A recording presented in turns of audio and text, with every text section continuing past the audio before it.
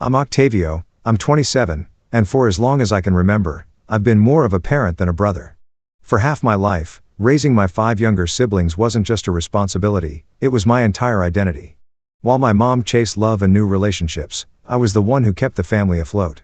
But when she announced she was expecting baby number 7, something inside me cracked. For years I'd buried my resentment under duty, telling myself I was strong enough to handle it all. But in that moment, I realized the truth, I wasn't living my own life. I was trapped in hers. That's when I finally made the hardest decision of my life. I left. I never imagined that my attempt to break free would trigger such chaos, or that my own mother would call the police on me. Before I explain how everything unraveled, take a second to tell me where you're watching from, and don't forget to hit like and subscribe. Because what happened after this moment changed not just my life, but the entire dynamic of my family. Growing up in our cramped 3-bedroom house in suburban Phoenix, Arizona, was always hectic, but it was survivable, at least until my dad walked out when I was 11. That's when everything shifted. Mom picked up multiple jobs, waitressing by day, cleaning offices at night, just to keep the lights on. And I, the oldest of 6, stepped into shoes far too big for me. At first, it was just babysitting. Watching over the younger kids while mom worked. But before long, it wasn't helping out anymore, I had become the household stand-in parent. My siblings, James, 17, Kyle, 15, Qley, 13, the twins, Max and Jackson, 10, and little Lucy, 7, were good kids, but raising them was a full-time job. By 12 years old, I was cooking dinner, checking homework, scrubbing dishes, and making sure the house didn't collapse into complete chaos. When I got my driver's license at 16, my role only expanded. I was the chauffeur, the bill payer, the referee when fights broke out. My name wasn't just Octavio anymore, it was the solution to every problem. Octavio, can you help me with my science project? Octavio, Max stole my game. Octavio, when's dinner ready? If it wasn't for me, the house would have fallen apart. A normal morning for me started at 5:30 a.m. I'd be up first, making breakfast for 7, packing lunches, each one different to account for allergies or picky eaters, while trying to wrangle kids into clothes and shoes. Lucy always lost one shoe. The twins always fought over bathroom time. Qley always had forgotten homework. Kyle overslept every single day. And James, the teenager trying to prove he wasn't like the rest, only helped if I begged him. All of this while I flipped pancakes and signed a last-minute permission slip Qley had shoved into my hand. By the time I dropped everyone at school, I was drained, and my day had barely started. I worked part-time at a local bookstore where my boss, mercifully, gave me flexible hours. But as soon as my shift ended, the cycle resumed: pickups, homework help, dinner, baths, bedtime chaos. Then, when the house finally went quiet, I dragged myself to my laptop to squeeze in online college classes. My dream was to become an architectural engineer. But every night, as exhaustion stole my focus, that dream drifted further away. Mom wasn't a bad mother, she loved us fiercely. But she was exhausted, stretched thin, and emotionally distant, leaning on me more with every passing year. Sometimes she'd kiss the top of my head and whisper, "I don't know what I'd do without you, Octavio. You're such a good son." She meant it as gratitude, but to me, it felt like a weight chaining me down. And yet, I loved my siblings with everything I had. When Lucy lost her first tooth and proudly showed me her smile, I melted. When the twins secretly made me a birthday card, I pinned it to the wall. When Qley came to me with questions she couldn't ask mom, I felt trusted. When Kyle raised his grades after hours of my tutoring, I felt proud. When James shared his dreams with me late at night, I felt like I was doing something right. But underneath all that love, resentment grew like a shadow. I watched my friends leave for college while I stayed behind, buried in responsibilities I never chose. They posted pictures of dorm life and spring break trips, while I was potty training Lucy and teaching the twins to read. They got promotions and apartments. I shared a bedroom with James. I wasn't a son anymore, I wasn't even a brother. I was a substitute father with no authority, no freedom, and no life of my own. And the truth became harder and harder to ignore. I was drowning, and nobody noticed. Then came the night that changed everything. Dinner had started like any other. I'd made lasagna, the one dish everyone actually liked. Miraculously, all 6 kids were at the table at the same time. Then mom walked in with Greg, her boyfriend of 8 months. Greg wasn't the first man she'd introduced us to. He was polite, laughed loud, and always brought candy for the kids. But I'd long stopped getting attached. They always left eventually. This time was different. Mom's eyes sparkled as she sat down. Greg's arm wrapped firmly around her waist. They could barely contain their smiles. Then she dropped the bombshell. Everyone, we have some exciting news. Greg and I are having a baby. The table erupted. Lucy clapped her hands. A baby? Can I help take care of it? The twins high-fived. We won't be the youngest anymore. Qley looked serious, asking questions about due dates. Kyle groaned and rolled his eyes. James gave a half-hearted congratulations but glanced at me with concern. And me? My chest tightened. My forced smile hid the storm inside. Another baby. Another life to raise. Another burden to carry in a house already stretched to its limits. I swallowed my resentment and forced cheer into my voice. That's wonderful news. Mom. Congratulations. Greg grinned, oblivious. We're hoping it's a girl. Either way, it'll be nice to have a little one around again. His words echoed in my head. Nice to have a little one around again. As if we didn't already have Lucy. As if our house wasn't already bursting at the seams. As if I hadn't just started to glimpse freedom. The rest of that dinner passed in a haze of pregnancy chatter and future plans I couldn't bring myself to care about. Mom was glowing. Greg was grinning. And my siblings were buzzing with questions about names, due dates, and baby clothes. I sat there nodding, smiling when expected. But my mind was racing. 7 months. That was the countdown. 7 months until another child entered a house already bursting at the seams. 7 months until sleepless nights, diapers, crying, and chaos all over again. And deep down, I already knew who everyone would look to when the exhaustion hit. Not Greg, he still had his own apartment across town. And his job kept him away for long shifts and weekend work. Not Mom, she'd be back juggling multiple jobs before the baby even had teeth. No. The 2 a.m. feedings, the doctor visits, the endless care. They'd fall on me, as always. After dinner, when the kids scattered to homework and TV, I cornered Mom in the kitchen. My voice was steady, but my heart pounded. Mom, can we talk? About the baby. Her face lit up instantly. Isn't it wonderful, Octavio? I know it's unexpected. But Greg is different. He's committed. I took a breath, steadying myself. That's good, Mom. But I need to be honest. The house is already overcrowded. Money is tight. And I'm worried about who's really going to take care of this baby. Her smile faltered. What do you mean? Greg and I will. Of course. I met her eyes. Will you? Greg works 12-hour shifts. You work 2 jobs. Realistically, who's going to be there every day? Every night? Her expression hardened. We'll figure it out. Maybe I'll cut back hours. Maybe Greg will switch to a different crew. And of course her tone softened. But her words cut like a blade. We have you. There it was. The unspoken assumption that had ruled my life for 15 years. Spoken aloud like it was the most natural thing in the world. Mom, I can't. My voice cracked. But I forced the words out. I'm 27. I've raised my siblings without complaint. But I can't do it again. I need to finish school. I need to start my career. I need a life of my own. Her face tightened as if I'd betrayed her. You're being selfish. This is your family. Octavio. We need you. I need me, too. I whispered. I'll love this baby. Just like I love the others. But I won't be their parent. Not this time. She shook her head, as though I were speaking a foreign language. We'll talk later. You're just shocked. You'll come around. But I knew I wouldn't. That night, lying awake in the cramped bedroom I still shared with James, I stared at the ceiling, my thoughts racing. 7 more years. Minimum. Before that child would be independent. I'd be 34. My youth. My dreams, slipping away with every bottle. Every diaper. The next morning, I pulled James aside before school. What do you think about Mom's news? He shrugged, trying to look indifferent. But I caught the flicker of worry in his eyes. It's her life, I guess. But with a baby here, things are going to get insane. I swallowed. James, I've been thinking about moving out. His eyes widened. For real? Where would you go? Somewhere close. An apartment nearby. I'd still help. But I need to focus on my life. He was quiet for a long moment. Then nodded. I get it. I really do. But what about the rest of us? You're 17. Almost grown. Kyle's 15. Qley's getting more independent every day. Between you, Mom, and Greg, you'll manage.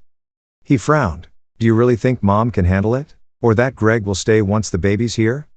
I had no answer. For the first time in my life, I realized that uncertainty wasn't my problem to solve. For once, I had to put myself first.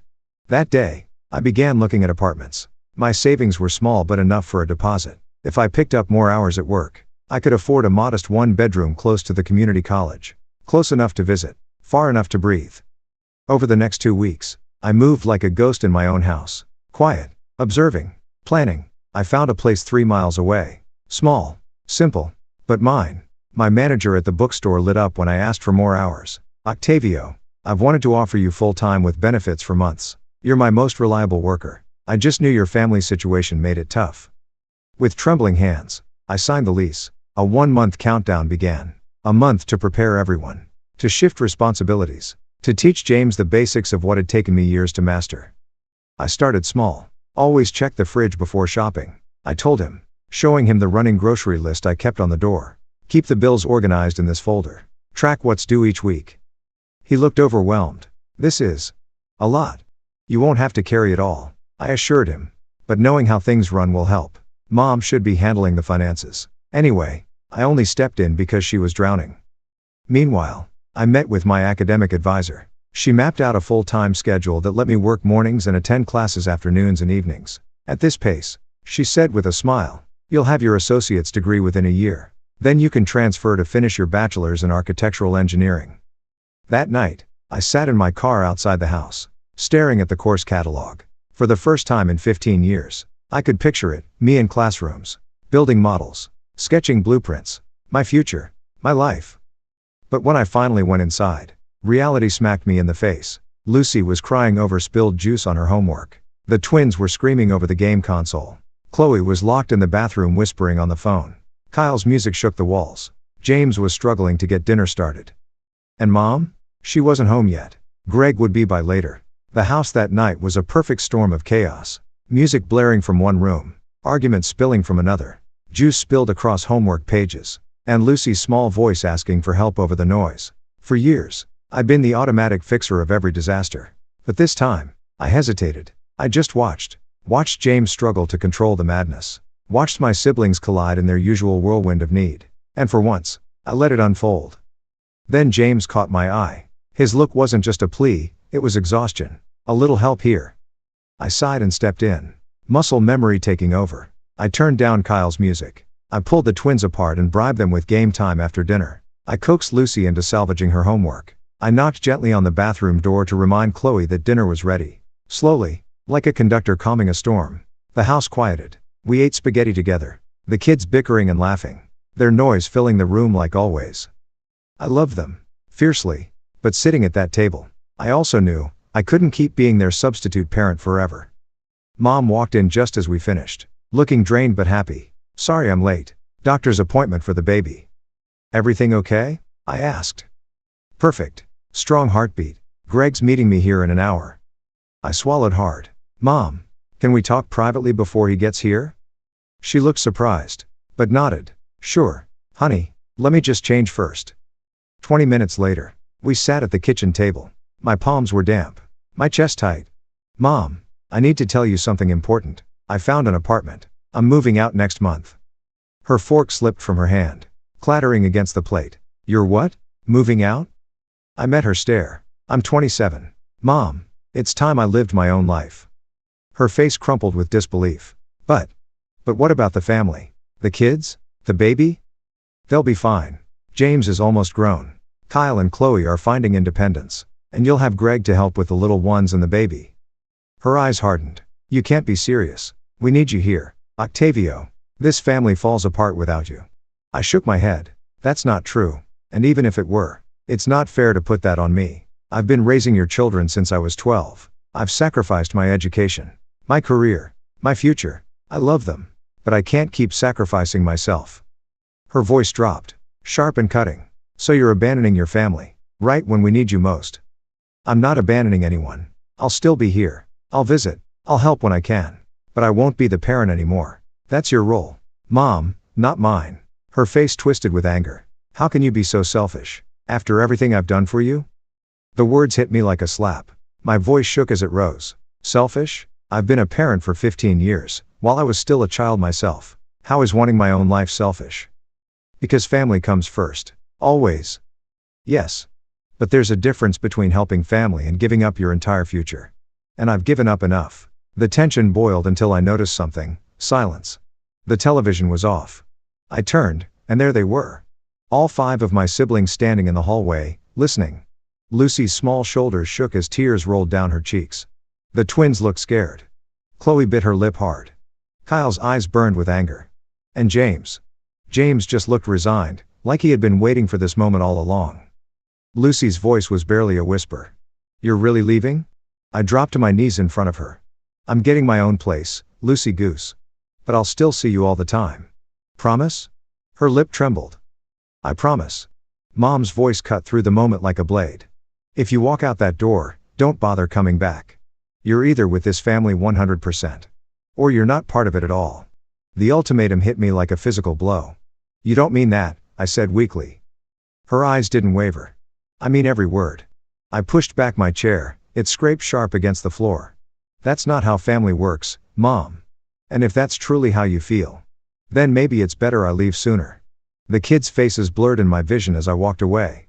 Lucy's quiet sobs cut into me deeper than anything my mother had said. That night, the house felt suffocating. Mom locked herself in her room with Greg, their muffled argument seeping through the door. When Greg finally left, his eyes avoided mine. The kids went to bed subdued. Kyle slammed his door and blasted music. James and I sat in silence for what felt like hours. Finally, he spoke. I don't blame you. I probably would have done the same. Guilt twisted in my gut. I'm sorry to leave so much on you. He shrugged. It was going to happen eventually. Better now than when I'm trying to leave for college. His words landed like ice water. If I didn't break this cycle now, James would be next, forced to choose between his future and this house. I gripped his shoulder. When the time comes, I'll help you get out, too. You won't miss your chance like I almost did. For the first time in weeks, I felt sure I was doing the right thing. After that night, everything accelerated. The house became unbearable. Mom swung between cold silence and tearful begging. Greg stopped coming around as often, clearly unsettled by the storm. The kids treaded carefully, confused by the shifting ground beneath them. I called my new landlord. Can I move in early? I asked. The answer was yes, if I paid prorated rent. I emptied almost all my savings, but it was worth it. The sooner I left, the sooner the poison in that house stopped choking me. James helped me pack what little I owned, clothes, books, my laptop, and the drafting table I'd worked 3 years to save for but barely touched. We carried it all to my car in silence, the weight heavier than any box. The goodbyes shredded me. James masked his emotions with stoicism. I'll call if things get too crazy. And you'd better cook for me at least once a week. Qley's eyes glistened. It feels like you're abandoning us, she whispered. I'm not abandoning you, Qley. I'll still be here. Our Saturday breakfasts aren't going anywhere. She nodded, but her eyes said she didn't believe me. The twins tried to understand in their own way. Who's gonna help us with math homework? Max asked. James is great at math. And I'm just a call away, I assured him. What about banana pancakes on Sundays? Jackson added. I forced a smile. I'll teach you how to make them yourself. Chef Jackson, it has a nice ring, doesn't it? He smiled faintly, and it broke me. But Lucy was the hardest. She clung to me, her sobs soaking my shirt. Don't go, Tavi. Please don't go. I held her close, my chest tightening with every word. I have too, Lucy Goose. But I'm not going far. You'll see me soon, I promise. Her little voice cracked. But who's going to check for monsters under my bed? Who's going to braid my hair the way I like? Each question from Lucy felt like a blade pressing against my heart. Mom will check for monsters. And I'll show Qley how to do your special braid, I promised, holding her as she sniffled against my shoulder. But it won't be the same, she whispered. No, I admitted softly, stroking her hair. It won't be the same. But different doesn't always mean bad. Sometimes different can even be good, even if it feels hard at first. Her arms clung tighter around my neck, and eventually I had to gently peel her little hands away. James lifted her into his own arms, rocking her as she continued to cry. I forced myself to walk out before I lost the courage, my own vision blurred with tears as I drove away from the only home I had ever known. My apartment was nothing more than 4 walls, a second-hand couch, a mattress on the floor, and my drafting table by the window. Sparse. Quiet. Almost unsettlingly quiet after years of chaos. Yet it was mine. All mine. That first night alone was surreal. No interruptions in the shower. No fights over the remote. No spilled milk to clean. I ate when I wanted, stayed up late sketching designs, and for the first time in my life, I answered only to myself. The freedom was intoxicating, terrifying, and achingly lonely all at once. I checked my phone constantly, waiting for something, anything, from Mom. Nothing. James, though, sent updates. Lucy cried herself to sleep. Mom lost it when she realized you were gone. Greg and Mom are fighting again. Kyle says he's glad you're gone, but he's been locked in the bathroom for over an hour. I texted back with advice, encouragement, trying to help from a distance. But guilt gnawed at me, warring with a strange, quiet relief. 3 days passed with silence from Mom. On the 4th, a furious pounding rattled my door. Greg stood there, red-faced and angry. "You need to come home," he barked. "Your mother's falling apart. The kids are a mess. Lucy won't stop crying for you." I stood my ground. "I'm sorry things are difficult, Greg. But they'll adjust. I'm not coming back to play parent. That's your job, and Mom's." His expression darkened. "Listen, kid. Your mother's pregnant. She's emotional, stressed. She needs support, not more problems." "I'm not a kid," I snapped, my voice trembling but firm. "I'm 27. I've been supporting Mom and raising her children since I was 12. It's someone else's turn now." "You selfish little," he stopped himself, jaw tightening. "There'll be consequences for this, Octavio. Mark my words." He stormed off, leaving me shaking but strangely more determined than ever. The next week was an adjustment. I worked longer shifts at the bookstore, signed up for 3 classes, and began settling into my new rhythm. Groceries only for me. Sleeping in on days off.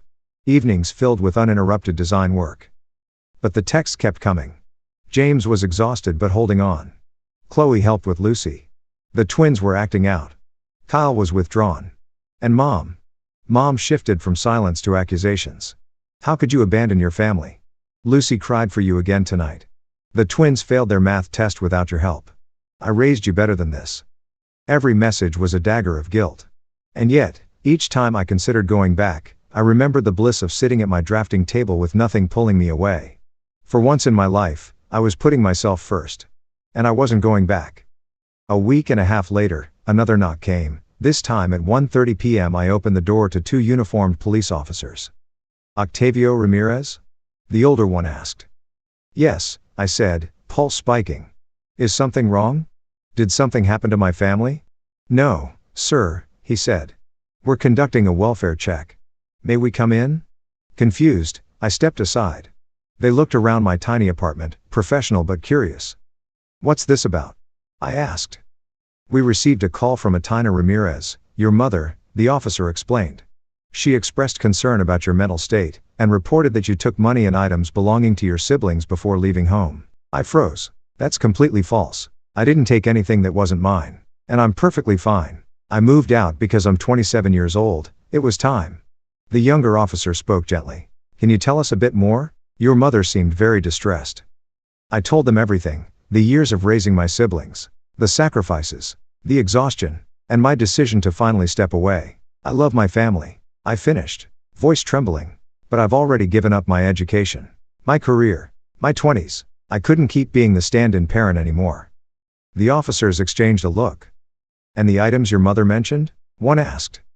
"The gaming system she's talking about? It's mine. I bought it with my own money from the bookstore. I can show you the receipt. And I didn't take a single dollar from the household." They nodded, clearly believing me. "We can see you're fine, Mr. Ramirez. There's no crime here. As an adult, you're free to live as you choose." When they left, I collapsed onto the couch, shaken. My own mother had lied to the police about me. Almost on cue, my phone rang. "How could you lie to the police?" I demanded when I answered. "You're the liar," she snapped. "You left without warning, took things, disappeared." "I didn't disappear, Mom. I moved 3 miles away. I told you I was leaving. And I didn't take anything that wasn't mine. The boys' gaming system? I bought it with my own money." "You're tearing this family apart, Octavio. The kids are suffering because of your selfishness." Her words stung. But I forced myself to stay firm. The kids are adjusting. And this family needed change. It wasn't healthy for me to be the substitute parent, and it wasn't healthy for you to keep leaning on me instead of stepping up yourself. "How dare you question my parenting?" she yelled. "I'm grateful you worked hard to keep a roof over our heads. But parenting isn't just about working. It's about being there, being present, not having baby after baby with men who never stay." There was silence. Stunned silence. I had never challenged her this directly before. I just wanted you to come home. She whispered finally. I thought if the police talked to you, maybe they'd convince you. Mom, I'm an adult. I have every right to live on my own. Her voice turned sharp again. Fine. Stay away then. See if I care. She hung up, leaving me in the dark, torn between guilt and an unexpected sense of freedom. Moments later, James texted. She's crying in her room. What happened? I explained briefly. Wow. She really called the cops on you? Yeah. Thought they'd scare me back home. Are you okay? He asked. The simple question nearly broke me. When was the last time anyone in my family had asked if I was okay? I'm fine. I wrote back. How are things there? Chaotic. Mom's morning sickness is bad. Greg's around less. The kids miss you. I miss them, too. How are you holding up? Tired, he admitted. Don't know how you did this for so many years. That night, my phone lit up with messages from Qley and Kyle. Both of them reached out quietly, like they were afraid Mom might somehow find out and forbid it. Even the twins managed to send a joint text from Max's phone. We gotta be on our math test. Not as good as when you help us. But still okay. It was sweet. A little heartbreaking. And yet oddly comforting. Only Lucy stayed silent. I didn't know if she was still too young to send messages on her own. Or if she was still hurt that I had walked away. The next day, James called. And his words twisted in my gut. Greg didn't come over last night. Mom called him like 10 times. They're fighting. I don't know about what exactly. But I heard her yelling about commitment and responsibility. She sounded scared he's pulling away. I leaned against the kitchen counter, shutting my eyes. If Greg left, Mom would be on her own, 6 kids in the house, a baby on the way. Part of me wanted to drop everything, rush back, and hold it all together like I always had. But another part, the part that was finally growing stronger, knew better. That wasn't my job anymore. It never should have been. Mom and Greg's relationship wasn't my responsibility. The entire family's survival wasn't supposed to rest on my shoulders. And yet, learning to let go was the hardest lesson of my life. 3 weeks after moving out, I was finally finding a rhythm. Classes had started, and for the first time in years, I was thriving in an environment that demanded discipline but rewarded creativity. My architectural drafting projects drew praise from instructors. At the bookstore, my manager bumped me up to assistant manager with a small raise. My apartment, once just an empty box, was slowly becoming mine, second-hand furniture, a few plants in the window, books stacked where shelves would one day stand. I still saw my siblings occasionally. I took the little ones to the park one Saturday. James and Kyle came over another time to watch a game. It was awkward, yes, but it reassured me. They were adjusting. Life was continuing. Mom hadn't spoken to me directly. At least the accusatory texts had stopped. Greg was still around, though James hinted he was spending less time at the house. And then came the call that shattered the fragile balance. Octavio, James' voice cracked with panic. Mom's in the hospital. Something's wrong with the baby. I grabbed my keys before he finished. Which hospital? Phoenix General. Ambulance took her about an hour ago. Greg's on his way. I'm here with the kids. Lucy's terrified. I'll be there in 15 minutes. Hold on. I don't even remember the drive, just a blur of flashing lights, adrenaline, and worst-case scenarios racing through my head. No matter what had happened between us, Mom was still my mother. The idea of losing her, or the baby, was unbearable. At the hospital waiting room, chaos simmered just below the surface. Lucy was curled in James' lap, crying softly. The twins sat close, unusually quiet. Qley paced like a caged animal. Kyle stared at his phone, but his vacant eyes told me he wasn't really seeing anything. Any news? I asked. James shook his head. They won't tell us much, just that she's stable. But there are complications. I went to the nurse's station, explained I was her oldest. The nurse gave me the standard line, the doctor will be out to update the family soon. She's undergoing tests. Greg burst in then, dusty from work.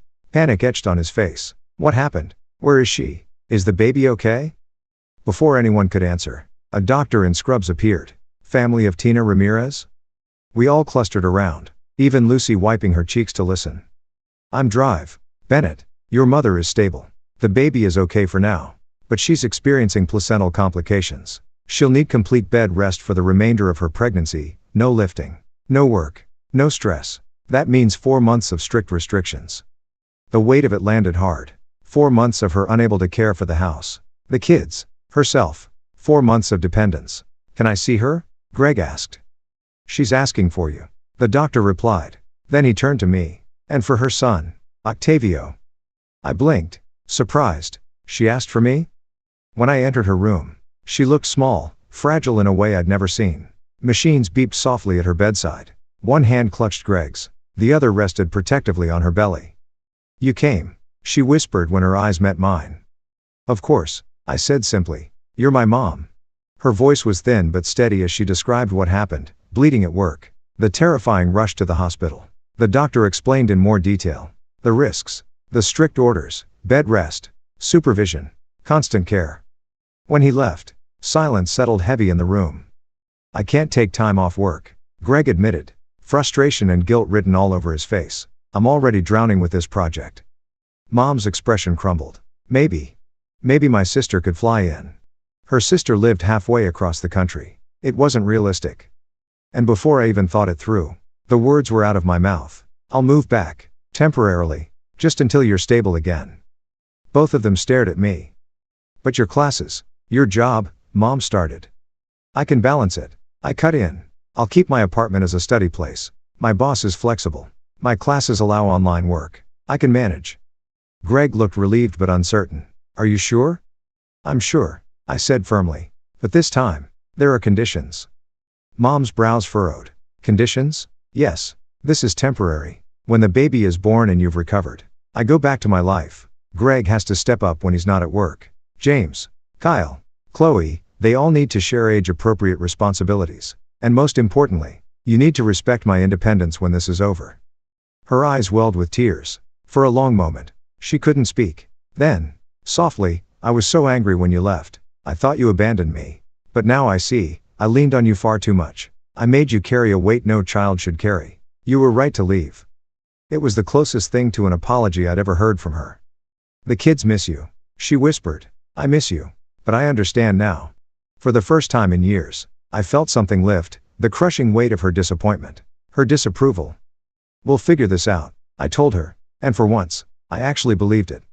The next day, before her discharge, we had a family meeting. Roles were assigned. Greg would handle mornings and weekends. James would manage transportation. Kyle would oversee the twins' schoolwork. Qley would help Lucy and assist with meals. I would take on Mom's direct care and fill in the gaps. We reached out to the community too, something Mom had resisted before. The church offered meals twice a week. A neighbor volunteered to watch Lucy after school. A coworker set up grocery deliveries. Piece by piece, it came together. For the first time, it wasn't all on me. I moved some essentials back into my old room but kept my apartment as my sanctuary. 3 nights a week. James covered so I could step away, study, breathe, just be. One evening, a month later, Mom called me into her room. She was propped up on pillows. Bills scattered around her. I never really thanked you, she said quietly. Not just for now, but for all the years you stepped up. I let you take on too much. Because it was easier than admitting I was overwhelmed. I leaned on you instead of fixing what was broken in me. Her hand rested on her belly. This pregnancy, it forced me to stop. To see the truth. I've been filling emptiness with relationships and children instead of healing. That wasn't fair to you. To any of you. I want to do better. Starting with you. When this is over, I'll support your independence. Truly support it. You deserve to live your own life. Octavio, you've more than earned it.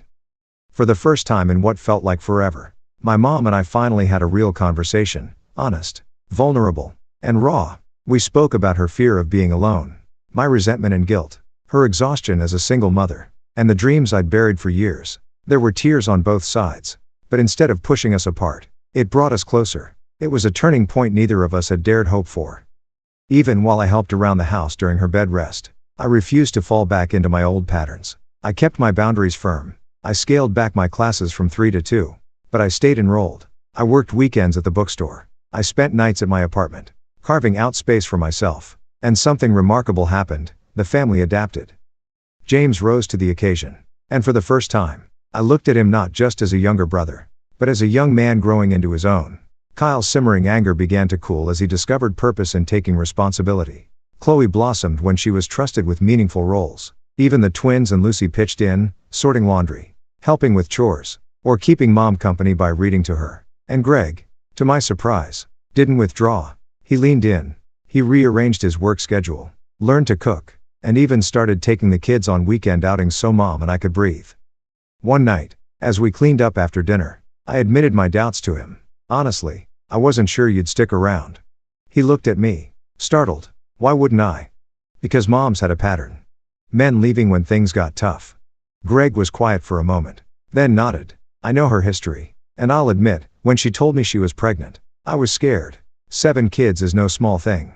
But Octavio, I love your mom. And I'm not your father. I'm not any of the men who left. I'm here. For the first time, I let myself believe him. Maybe, just maybe, this time would be different.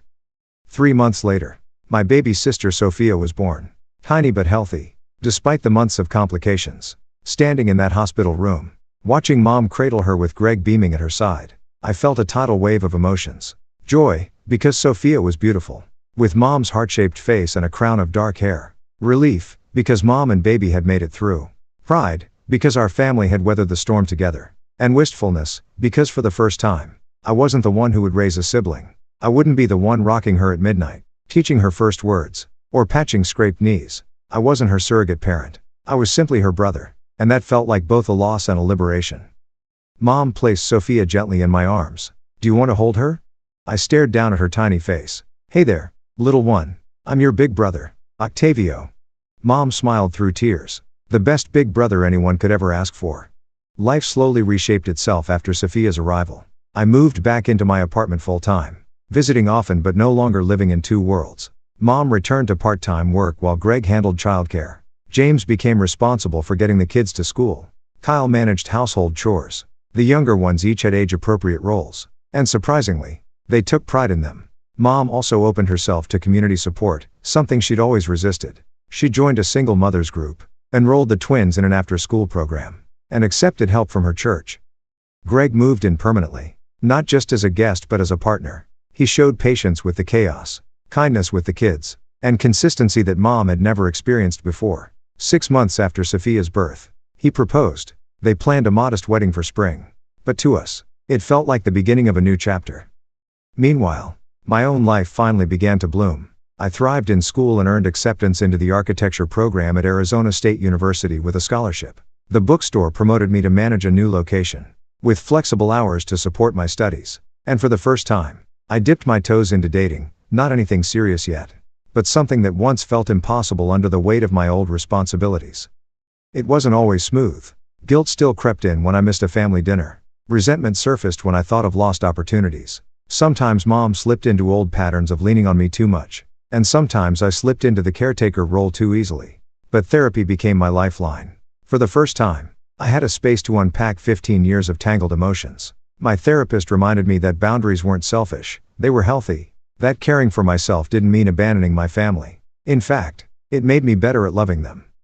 Ironically, by stepping away, I had helped everyone grow stronger. 6 months after Sophia's birth, I hosted dinner at my apartment. It was loud, chaotic, and beautiful. James bubbled over about college applications. Kyle proudly shared his improved grades. Qley gushed about joining the school newspaper. The twins showed off a secret handshake. Lucy read aloud with confidence. And Sophia, now sitting up, gurgled with delight. Looking around, I felt peace. I hadn't abandoned my family. I'd given them permission to grow without me carrying the weight. As they left that night, mom lingered behind. She hugged me tight. I'm proud of you, Octavio. Not just for raising the kids all those years, but for finally having the courage to build your own life. I should have encouraged that long ago. We all did the best we could, I told her. But now we know better. So we can do better. She nodded, eyes shining. James won't have to make the sacrifices you did. None of them will. That's my job now, not yours. Later, as I watched their van pull away, the lessons crystallized in my mind. Boundaries aren't selfish. They make relationships healthier. Self-care isn't optional. You can't pour from an empty cup. Patterns can be broken. With courage and honesty, even long-standing dysfunction can change. Love doesn't require losing yourself. The strongest love is built on respect, for others and for yourself. 2 years later, sunlight streamed into my architecture class as I sketched designs for sustainable buildings. At graduation, my family filled the audience, cheering louder than anyone. A month later, I stood proudly at James's graduation, knowing he was free to pursue his dreams without the burdens I had carried. Our family still had struggles, still had flaws, but we were healthier, stronger, and more honest than ever before. So, if you've ever felt trapped by family obligations or guilty for wanting your own life, Let my story remind you, sometimes the bravest, most loving thing you can do is break the old patterns and show everyone a better way forward. Have you ever had to set tough boundaries with people you love? What helped you find the courage? Share your story in the comments, and don't forget to like, subscribe, and share if my journey resonated with you. Remember, protecting your well-being isn't selfish. It's how you become the best version of yourself, for you and for those you love.